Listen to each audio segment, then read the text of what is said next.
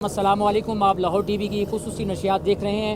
ختم نبوت کے حوالے سے یہ کاروان لاہور سے اسلام آباد تک چلا اور آج 7واں دن ہے۔ حکومت کیا کر رہی ہے؟ حکومت کے کیا کوئی وزیر یہاں آئے ہیں، کوئی مذاکرات کرنے آئے ہیں؟ علامہ خادم حسین رضوی صاحب ویل چیئر پر لاہور داتا نگر سے اسلام آباد مارچ کرنے آئے ہیں ختم نبوت کے حوالے سے، اور ان کا کیا پوری امت مسلمہ کے لیے پیغام ہے، وہ کیا چیز ہے جو یہ ان کے مطالبات حکومت نہیں مان رہی؟ ختم نبوت کے حوالے سے یہ ہزاروں کی تعداد میں لوگ بیٹھے ہیں، یہ آخر کیا چاہتے ہیں، ان کا مقصد کیا ہے، ان کے مقاصد کیا ہے، بات کرنے جا رہے ہیں۔ اور یہ وہ شخصیت ہیں جو پاکستان بھر میں، دنیا بھر میں ختم نبوت کے حوالے سے بہت ساری ان کی خدمات ہیں، لیکن اس وقت موجودہ ٹھنڈ بھی ہے، سردی بھی ہے، اس ماحول کے اندر غلامان رسول کا ٹھاٹھے مارتا ہوا سمندر بھی ہے، اور یہ بزرگ احباب یہاں تشریف فرما ہے۔ آخر خادم حسین رضوی صاحب حکومت سے کیا مطالبہ کرتے ہیں، آئیے بات کرتے ہیں۔ السلام علیکم جی وعلیکم علامہ صاحب، ایک تو بہت شکریہ آپ کے وقت کا، ہمیں آپ نے وقت دیا،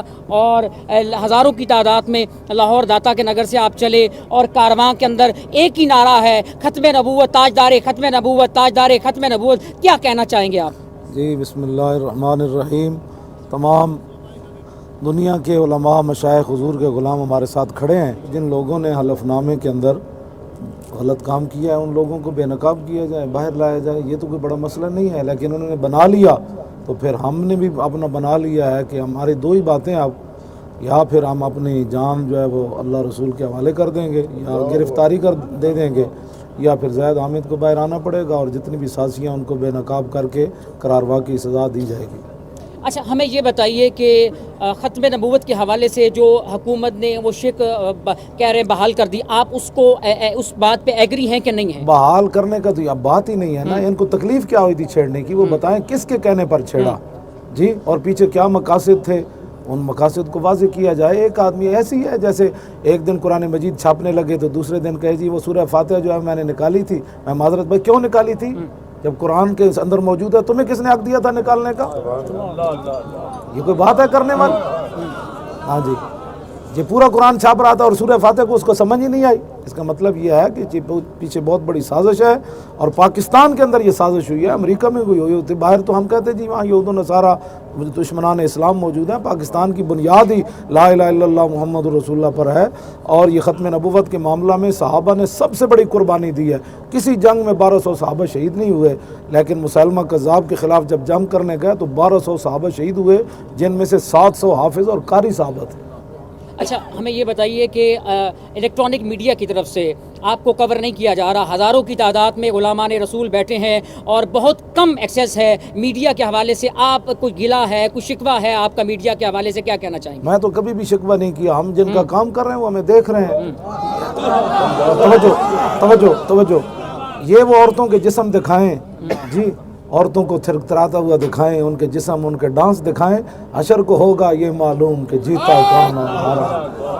اور اگر کیونکہ ہم بھی اس بات کا دل و جان سے کہتے ہیں، آج لے ان کی پناہ، آج مدد مانگ ان سے، کل نہ مانیں گے قیامت میں پھر مان گیا۔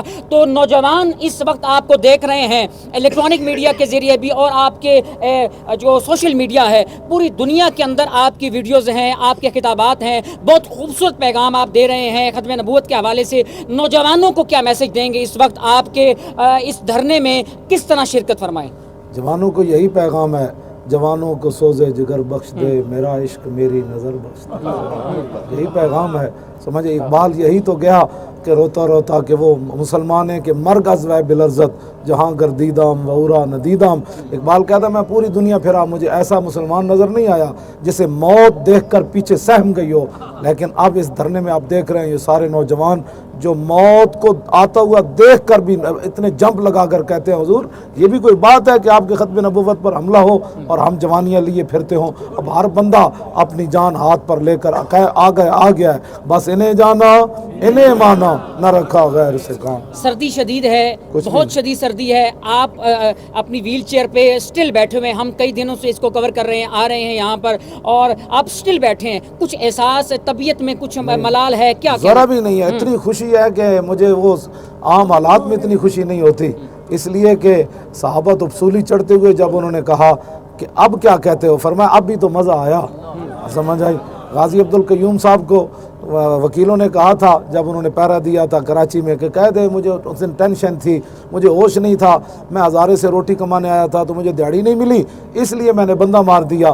تو تاریخی جملہ کہا تھا غازی عبدالقیوم نے، وکیلوں زندگی میں ایک ہی دن تو ہوش کا آیا، باقی تو ایسی بے ہوشی گزری. یہی تو دن ہے جو رسول اللہ کی خاطر ہم بسر کر رہے ہیں. اور آپ حیران ہوں گے کہ رات آپ اگر دیکھیں کہ کئی جوانوں کے پاس صرف ایک چادر گرم معمولی سی، وہ اس فرش پر ایسے سوئے ہوتے ہیں جیسے بادشاہ تخت پر بھی ایسے نہیں بیٹھے ہوتے. حکومت آپ سے کوئی کوآپریٹ کر رہی ہے؟ کوئی نمائندہ یہاں پر آیا، کوئی وزیر آیا، کسی کا ٹیلی فون آیا آپ کو کچھ بات کرنے کے لیے؟ آپ کا جو ون نکاتی ایجنڈا ہے ختم نبوت کے حوالے سے، آپ کا کوئی اور ایجنڈا تو نہیں، پولیٹیکل ایجنڈا تو نہیں ہے؟ نہیں، پولیٹیکل ایجنڈا نہیں، ہم آئے یہاں انہیں کے لیے آئے بیٹھے ہیں. اور ہماری جو مذاکراتی ٹیم ہے ان سے وہ رابطے کرتے رہتے ہیں. آپ کو پتہ ہے حکومتوں کے معاملات ایسے ہی ہوتے ہیں، وہ کبھی ایسے کبھی ایسے کبھی ایسے کبھی ایسے کبھی ایسے.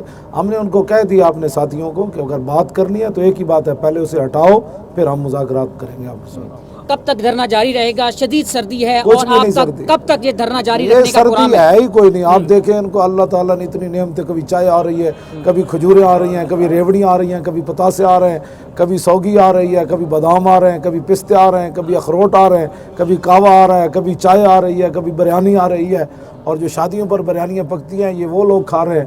تو ہمیں تو کوئی پریشانی نہیں ہے. کون دیتا ہے دینے کو منہ چاہے، دینے والا ہے سچا ہمارا نہیں. حضور یادوں پسینے آ رہے ہیں، گرمی آ رہی ہے، سردی کب تک آپ یہاں فیض آباد کے مقام پر، کیونکہ یہ پورے سمجھ لیجئے ہماری جی ٹی روڈ کو بلاک کیا ہوا ہے، اس دونوں اطراف سے بند ہے، کب تک آپ کا پروگرام ہے یہاں سٹل بیٹھے رہنے کا؟ یہ تو دونوں جہان بھی الٹ جائے نا ابھی ایک لمحے میں، اللہ تعالیٰ سارے جہان برباد کر دے تو حضور کی ناموس اور ختم نبوت کے مقابلے میں ان کی کوئی حیثیت نہیں ہے. ہم جب تک اس مسئلے کا حل نہیں ہوتا بیٹھے ہیں یہاں. اگر حکومت کچھ آپ سے مذاکرات کرنا چاہے تو آپ کا ون نکاتی ایجنڈا کیا ہے؟ وہی ہے زید حامد کو پہلے علیحدہ کریں پھر بیٹھ کر بات ہوگی. ناظرین، یہ استعفے کا مطالبہ کر رہے ہیں علامہ خادم حسین رضوی صاحب، اور زید حامد کو فارغ کیا جائے پھر ہم حکومت سے مذاکرات بھی کریں گے. میں دو چیزیں بنیادی سوال کر رہا ہوں علامہ خادم حسین رضوی صاحب کی، ان کی زندگی کے حوالے سے کچھ ہمیں سوشل میڈیا پہ بھی لوگوں نے ایکسیس کیا ہے، ہم ان سے پوچھتے ہیں. آپ کا ایک بنیادی سوال جی علامہ صاحب، میں کیونکہ خود ذاتی طور پہ بھی آپ کا ہم مداح ہیں کہ سرکار دو عالم نبی کریم صلی اللہ علیہ وآلہ وسلم کی بارگاہ کے اندر آپ نے اپنے خطابات میں بھی کہا کہ مدینہ شریف کے لیے زیارات کے لیے جانا چاہیے بہت سارے، لیکن آپ ابھی تک نہیں گئے. کیا آپ کا وہی سٹانس ہے کہ میں کس منہ سے سرکار کی بارگاہ میں جاؤں؟ جی میری یہی ہے ابھی تک یہی کہ میرے آقا فرمائیں کہ لوگوں نے میری فلمیں بنائی تم نے کیا کی، لوگوں نے میرے ڈرامے بنائے تم نے کیا کیا، قرآن 400 بلگرام بیس پر لوگوں نے امریکی فوجی نے پاؤں کے نیچے پھینکے تم نے کیا کیا. ڈاکٹر عافیہ صدیقی جب پریشان ہوئی تو حضور اس کی خواب میں گئے، ہاں جی، تو وہ رو پڑی، عرض کی یا رسول اللہ میرا امتحان کب ختم ہوگا؟ تو میرے آقا کی چشمان مبارک سے آنسو آ گئے. تو حضور نے فرمایا یہ تیرا امتحان تو نہیں نا، یہ تو میری امت کا امتحان ہے کہ انہوں نے کب تمہیں چھڑانا ہے. اب بتاؤ ڈاکٹر عافیہ پر حضور رو پڑے تو برما کی چیختی ہوئی بچیوں پر حضور نہیں روئے ہوں؟ تو میرا یہی موقف ہے کہ امت اٹھے، مرنا تو ایک دن ہے کم از کم. یہ جب دیکھی ہسٹری میں نے تو پھر کامل یقین آیا کہ جنہیں مرنا نہیں آیا انہیں جینا نہیں آیا. بس یہی ہے. اچھا علامہ صاحب، یہ ہمیں بتائیے کہ اتنے دن یہ دھرنا چل رہا ہے، کھانے پینے کی اشیاء اور باقی تمام تر آپ نے بندوبست کر رکھا ہے یا لوگ آ کے یہاں پر؟ لوگ ہی کر رہے ہیں. ابھی مجھے علامہ غفران محمود سالوی نے ایک بندے کے بارے میں کہا وہ اتنے پیسے کیا کرنا ہے وہ لانا. میں نے کہا آپ جیب میں رکھیں جب ضرورت پڑے گی تو.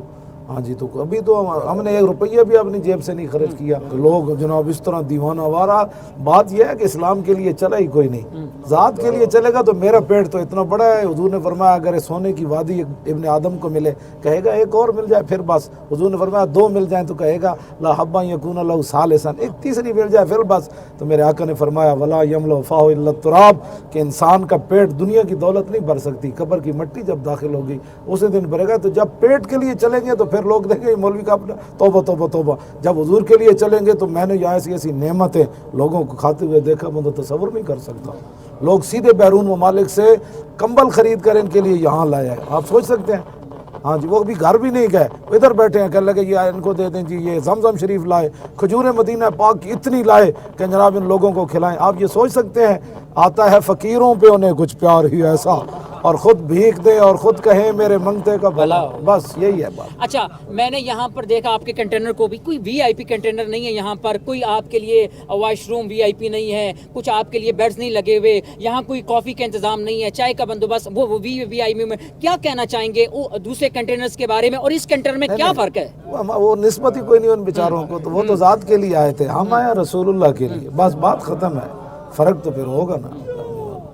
ادھر ایک چادر سفید لگی ہوئی ہے، وہی میری ایک چارپائی بچھی ہوئی ہے، میں جب سونا ہوتا ہے تو وہاں سو جاتا ہوں، بس اتنی بات۔ بس آخری سوال ہے کہ یہ کنٹینر کے نیچے علیحدہ کنٹینر نہیں ہے، یہی نیچے ایک چارپائی بچھی ہوئی ہے، یہ سب اوپر بیٹھے ہوتے ہیں، میں وہ نیچے بس وضو کرتا ہوں تھوڑی دیر، کمر سیدھی کر کے پھر آ جاتا ہوں۔ بنیادی سوال جو آخری سوال ہے کہ یہ سارا جو اس وقت معاملات چل رہے ہیں، اگر کوئی نہ کوئی شخص آپ کے پاس آتا ہے حکومتی نمائندہ، تو پہلا بنیادی آپ کا وہی ایجنڈا ہے کہ زاہد حامد کو فارغ کیا جائے۔ ہم نے بتا دیا یہ بات بالکل واضح طور پر، شورا نے فیصلہ کیا، 17 رکنی ہماری شورا ہے، ٹھیک ہو، سب نے بیک زبان ہو کر، کسی نے کوئی اختلاف نہیں کیا کہ ایک ہی ایجنڈا ہے، یا تو ہم شہید ہو جائیں یا گرفتار ہو جائیں یا پھر اس کو ہٹایا جائے۔ آپ اپنے پاک فوج کے لیے کیا پیغام دیں گے؟ پاک فوج کے لیے یہی ہے کہ پاکستان کی بقا، سلامتی، آپ کی عزت، آبرو، یہ صرف رسول اللہ کی وجہ سے ہے، اور آپ ان کی عزت پر پیرا دیں، اور ان بدماشوں کو کہیں کہ کیوں ملک کے اندر فساد مچانا چاہتے۔ بدماشی انہوں نے کیا تو فوج کا کام ہے، جب ڈنڈا ان کے پاس ہے تو بدماش کو ماریں، بدماش کو مارنا ان کا کام ہے۔ جب فوج کے خلاف کوئی زرداری نے 2 بات کی تو 3 سال بیچارہ باہر روتا رہا، معافی مانگ کر آیا نا فوج سے، فوج کے خلاف بات ہوئی تو فوج اتنی جناب وہ پاورفل ہے، تو حضور کی ختم نبوت پر حملہ ہوا تو فوج نے تو پہلے بیان دے دیا ہے کہ حضور کی ناموس پر اور ختم نبوت پر فوج کبھی بھی سمجھوتا نہ کیا ہے، نہ کر رہی ہے، نہ کبھی کرے گی۔ فوج کا بیان تو پہلے آ گیا ہے، لہٰذا فوج خود جو ہے ان لوگوں کو کہے کہ بھائی آپ نے یہ غلط کیا ہے، لہٰذا مولویوں کا مطالبہ صحیح ہے۔ جنرل الیکشن آ رہا ہے 2018 میں، اس حوالے سے تحریک لبیک یا رسول اللہ صلی اللہ علیہ وآلہ وسلم پاکستان کی کیا سٹرگل ہے، محنت ہے، کیا کاوشیں ہیں؟ جنرل الیکشن میں آپ کسی کے ساتھ اتحاد کریں گے؟ بہت ساری مذہبی تنظیمات اکٹھی ہو رہی ہیں، متحدہ مجلس عمل بہار ہو رہی ہے، آپ کسی کا اپنا اتحاد کریں گے؟ سارے ایک دفعہ سارے متحد ہو جائیں، پھر دیکھیں گے انشاءاللہ، پھر جو ہے نا میدان لگے گا، ستم کر ادھرا ہنر آزمائے، تو حکومتی چمچکیری دکھا، ہم محمد عربی کی غلامی دکھائیں۔ بس آخری سوال آپ کے وقت کا بہت شکریہ۔ یہ جو آپ کے چہرے پہ شادمانی ہے، مسکراہٹ ہے، یہ سٹل 20 گھنٹے آپ بیٹھے رہتے ہیں اس ویل چیئر پر، اس میں کچھ راز ہے، اس میں کیا بات ہے؟ ہمارے ناظرین کو لازمی بتائیے۔ یہ گل وچ ہو رہے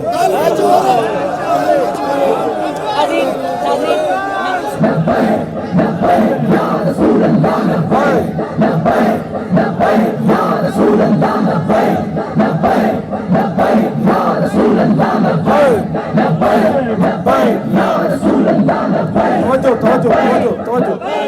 اب جس کام کے لیے ہم آئے بیٹھے ہیں وہ ذرا نعرہ لگائے، تاجدار ختم نبوت، تاجدار ختم نبوت، تاجدار ختم نبوت، آیا آیا دین آیا، دین آیا، آیا آیا، زور لگائے، زور لگائے۔